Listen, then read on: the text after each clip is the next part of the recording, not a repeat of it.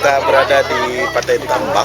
Jadi pada hari ini kita akan melaksanakan program P5 ya, yang mana bertemakan tentang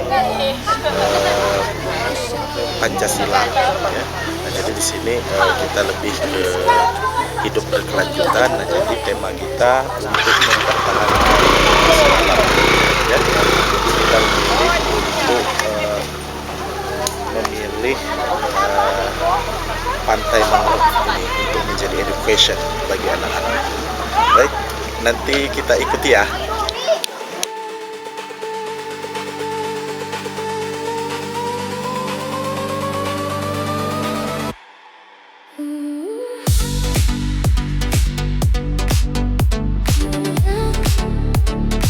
Alhamdulillah kita sekarang ada di Pantai Kuala Tambak, Damar ya. Jadi kita sekarang sedang melaksanakan kegiatan P5, salah satu program dalam kurikulum Merdeka kita, yang mana saat ini hari ke pertemuan ke-5 ya, ke-6 ya, yang sedang langsung kita kegiatan di lapangan ya. Khususnya nantinya anak-anak akan diharapkan pertama bisa mengenal akan lingkungan ekosistem mangrove ya.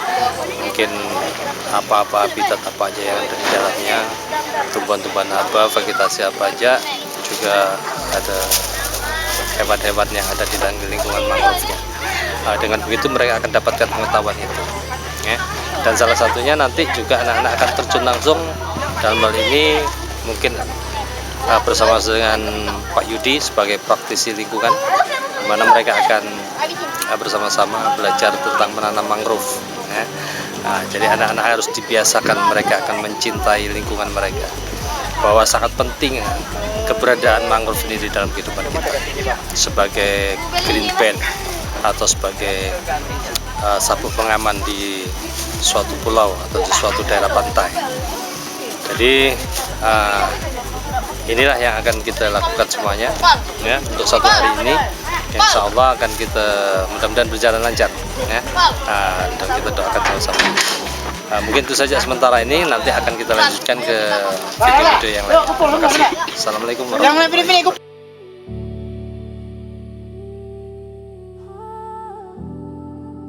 Namanya lokasi ini Taman Mangrove Pati Unus di Desa Sukamandi, Kecamatan Damar, Kabupaten Belitung Timur, Provinsi Bangka Belitung. Ya, adik-adik, di Taman Mangrove ini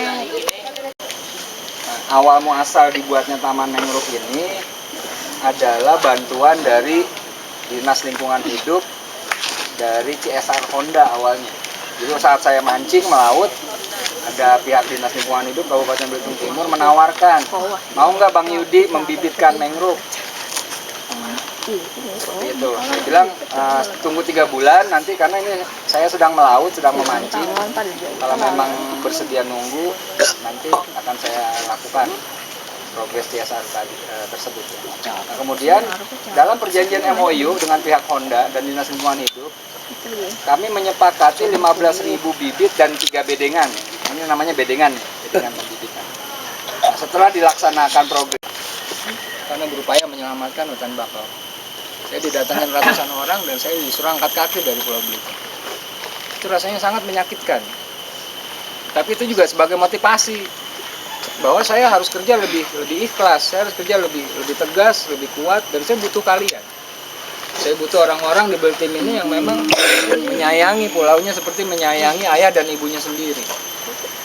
Kalian siap nggak menyayangi Pulau Belitung? Siap. Saya sangat bangga sekali mendengar. Tepuk tangan.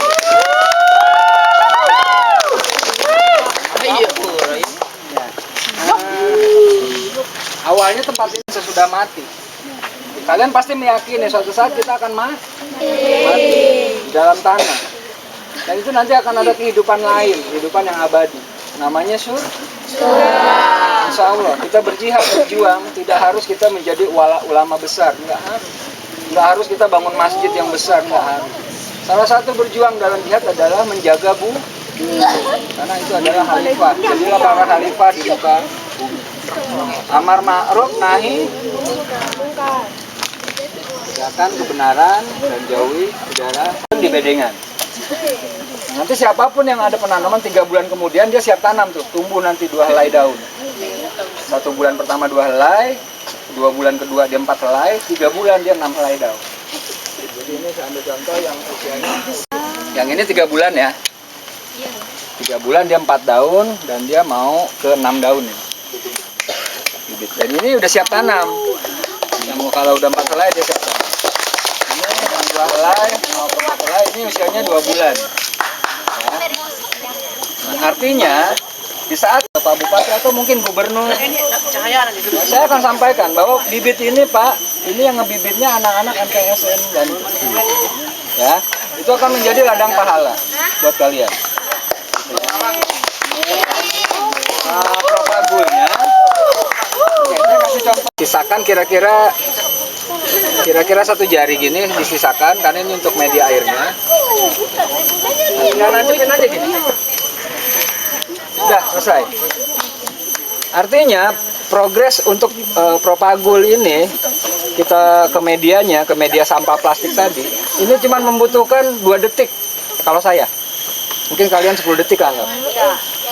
Tadi dari mulai saya nyiapin ini, ngisi tanahnya atau pasirnya, nancepinnya, itu cuma butuh 2 detik.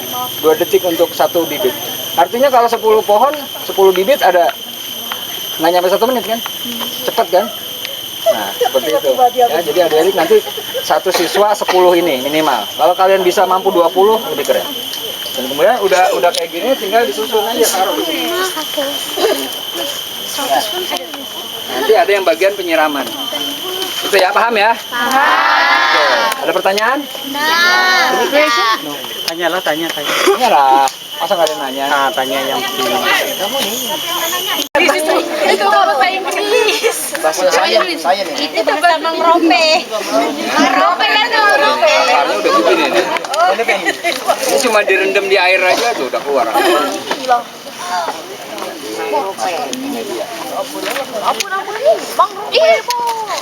Masyarakat Indonesia pada umum ya nyebut bakau inilah pohon bakau. Inilah propagul. Nah, ini pohon batang kan. Ini batang bakau, akar tunjang. Akar apa? Tunjang. Akar Tunjang. Nah, jenis Rhizopora sp ini yang terbagi 3 tadi, Rhizopora stylosa, Rhizopora apiculata, Rhizopora mucronata. Boleh dicatat. Rhizopora RH deh ya. Rhizopora pakai PH maksudnya. Rhizopora. Rhizopora apiculata, Rhizopora sp namanya. Terbagi 3. Rhizopora apiculata ini 1 tahun indukan ini dia 2 kali ngeluarin anak-anak ini itu antara 200 sampai 500 bibit. Itu di bulan September dengan bulan Maret. Kalau setiap wilayah beda. Kalau kita di sini bulan 500. Apa? Nah, ada yang kadang saya pernah nemukan yang dekat angkanya 40.000, saya nggak pernah. Jadi kalau ditanya orang-orang kementerian, orang dinas, Bang Yudi pernah nanam berapa banyak? Saya nggak pernah merasa melakukan apapun, Pak atau Bu, selama pengurusakannya masih terus berjalan. Itu prinsip yang saya tanamkan di diri saya. Jadi karena saya ingin berbuat tulus ikhlas, seperti alam ini tulus ikhlas sama kita gitu, mencintai kita. Dia memberikan sinar matahari, dia memberikan hujan, dia memberikan segala manfaat, berjuta manfaat. Saya ingin belajar seperti itu. Nah, artinya gini, anggap 4 pohon deh yang hidup yang Bang Yudi tanam. Saya meninggal besok di usia 60 tahun misalkan. Nah, anak saya, ini kan saya anggap anak nih, yang udah tumbuh ini anak, dia usianya sampai 160 tahun.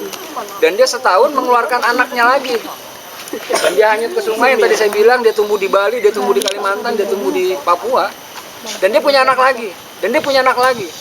Gak akan pernah berhenti amal ibadah yang akan kita dapetin nanti di dalam tanah tadi. Setidaknya siksa kubur kita akan berkurang. Karena tugas mereka ini tiap detiknya berzikir kepada Tuhan.